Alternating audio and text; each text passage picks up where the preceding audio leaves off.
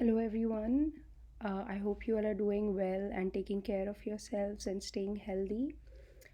Thanks for being members of this channel, and I really appreciate the support that I'm getting from you.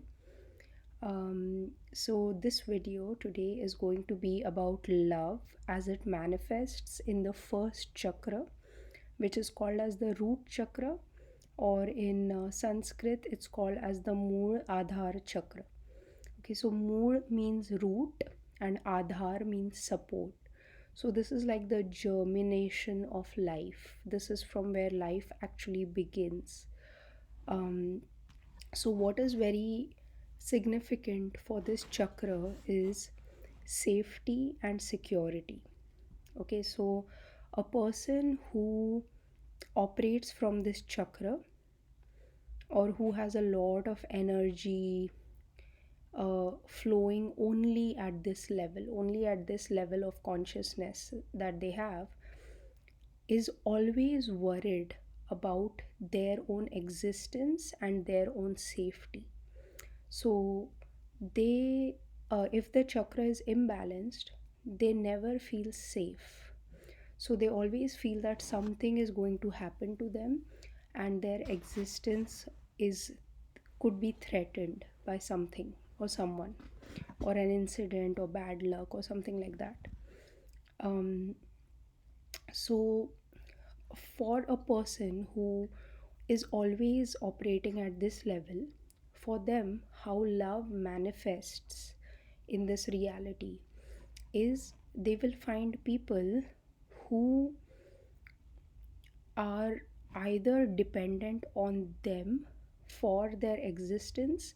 So, someone who's extremely um, scared about their own existence, and that's why they depend on this person for their existence.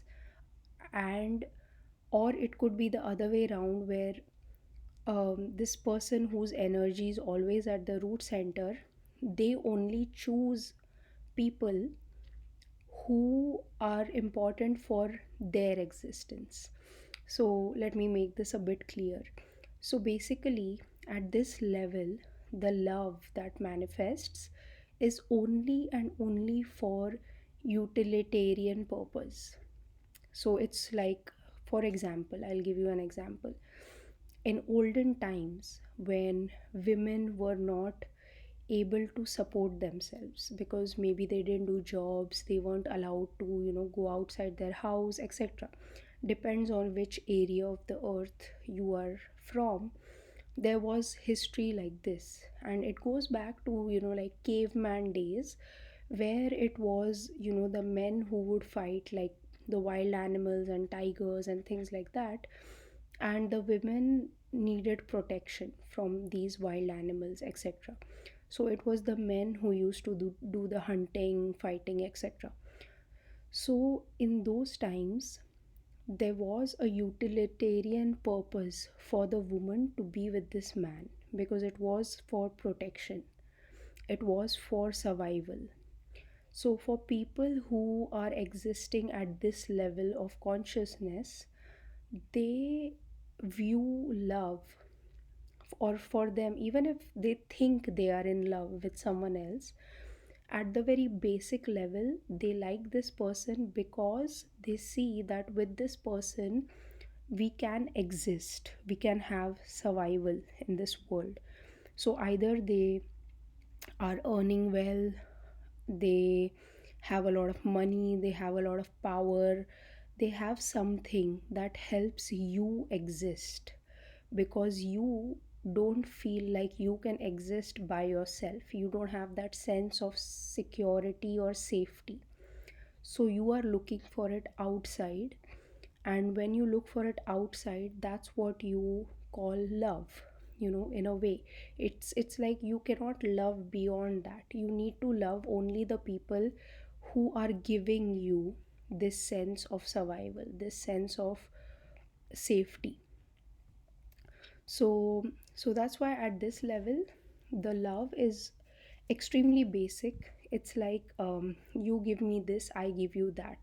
It's almost like a contract based love, where it's like, okay, like a lot of arranged marriages in India are like that. And if you go back in history, even for kings and queens, a lot of marriages they used to do, alliances they used to do, were like that. It was to acquire power, acquire kingdoms. And what was that power and kingdom? What did that represent to to these royal families? Is it represented their safety and their security, because to feel safe and to feel secure, they needed to have power over kingdoms. Otherwise they would feel like their whole identity is gone.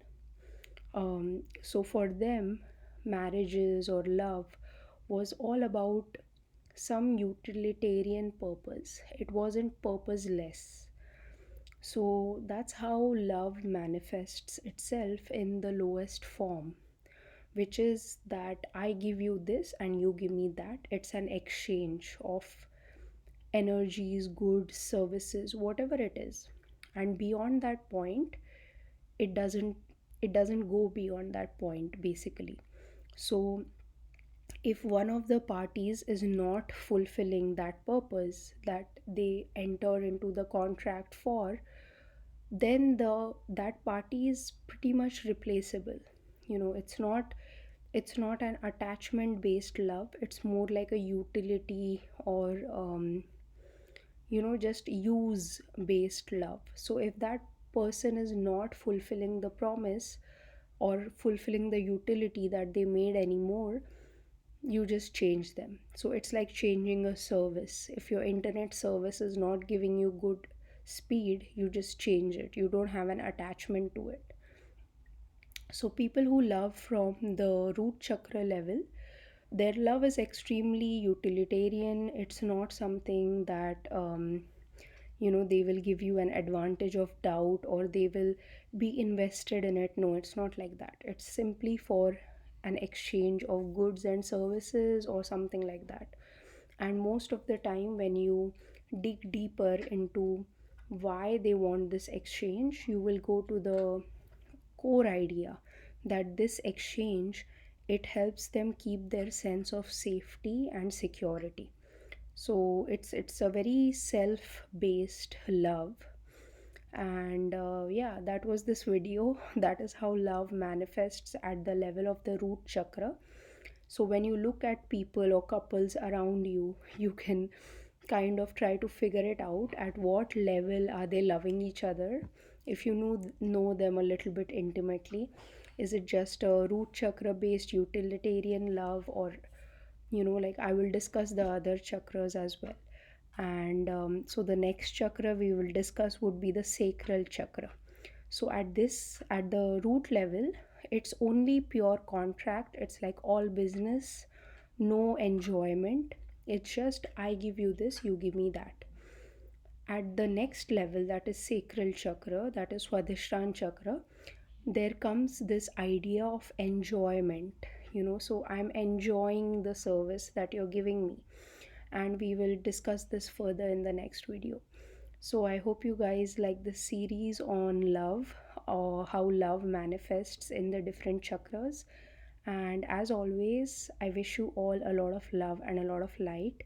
And thank you so much for being members of this channel. I really, really appreciate your support. Thank you so much. Stay healthy. Bye.